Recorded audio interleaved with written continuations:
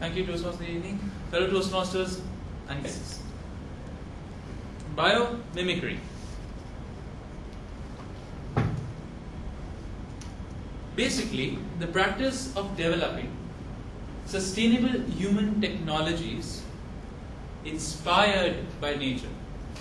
Now, fundamentally, it is a biologically inspired engineering, and sometimes it is also called biomimetics or bionics. Let me just explain it through this lovely quote by a well-known personality that we all know, a lovely person, a lovely inventor, Leonardo da Vinci.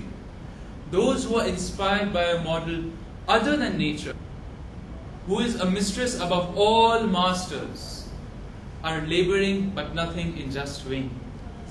These are words of wisdom said centuries ago. Now let's quickly go on to the examples of it, or might as well elaborate and actually contemplate on what biomimicry says. What it actually strives for is, why? Something that is needed of this age, that is of the 21st century, that is of this new millennium, as us human beings.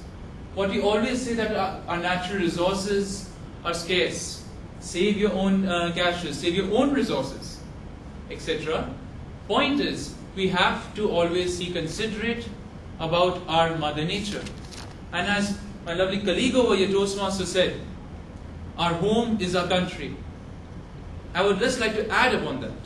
Primarily, our home is our Mother Earth. The example is, first, Velcro. My laptop bag is just got Velcro strips that you always see. The stick-ons that we say, stick-on laga.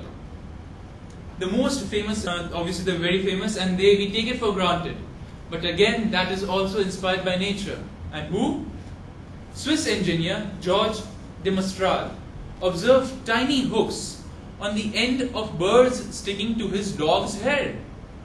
In childhood also, we used to play with those bushes that used to stick to our clothes. And you also get fascinated and used to tease the other people. But what is it? Velcro is a very taken for granted thing nowadays. But can you imagine, I cannot imagine at least my laptop bag always the front pocket with a zip. The Velcro is just simple, and even for children, just open the shoe and close it up. Obviously the coolest is, in 1984 apparently, there was a Velcro jumping championship by David Letterman. Passive cooling. Now I ask you, what might this be according to you? What does it look like? It's actually, pardon? Termite house? Correct. I think you saw my presentation before. The high-rise Eastgate Center building in Harare, Zimbabwe, was designed to mimic the way that those tower-building termites in Africa construct their mounds to maintain a constant temperature. Now, if I would like to point out particular general manager in whenever his future escapades in different hotels, etc. What we can do and can learn how to exactly minimize our electricity costs, henceforth our energy costs, and actually learn from nature how to cool our own buildings, our own places.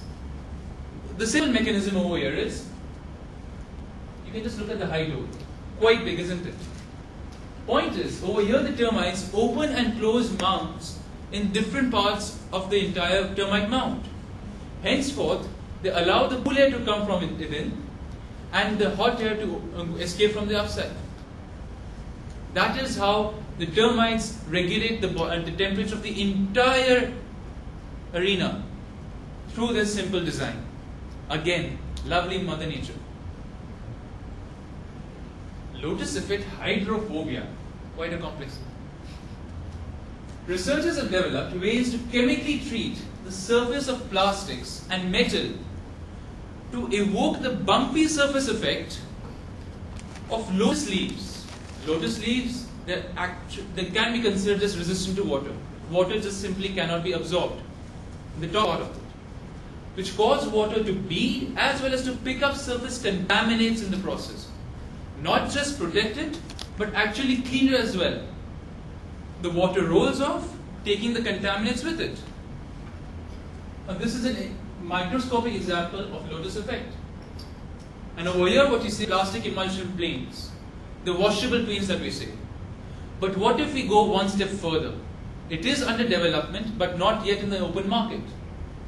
So what is the entire concept over here?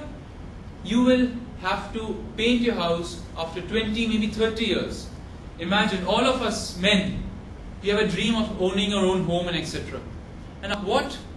After every 5 years, 10 years, you have to always paint it. But consider this, would it be a dream come true if you would have to not spend on the paint, just once, spend it, and that is it.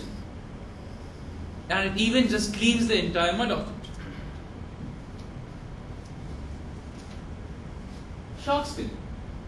And this is a famous personality, swimmer. Evolved ability of the shark skin.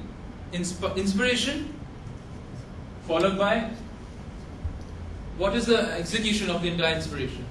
You can actually increase your speed, lessen your drag, increase your efficiency through the water by simply adapting the shark's skin. How? Michael Phelps, he won 8 gold medals. He broke the world record. It is considered he had the major aid from this entire new technology. And finally, using inspiration from both birds and fish, scientists from Penn State University have developed morphing airplane wings that change shape depending on the speed and duration of flight. What is it? The hummingbird. And hummingbird, by the way, is the only bird that can actually fly backwards. The airplanes can also now begin to do this. How? They fold their wings. And with this, my friends, this is how Mother Nature is basically inspiring us, and hopefully we'll soar through the skies with our new adaptive inventions. Thank you.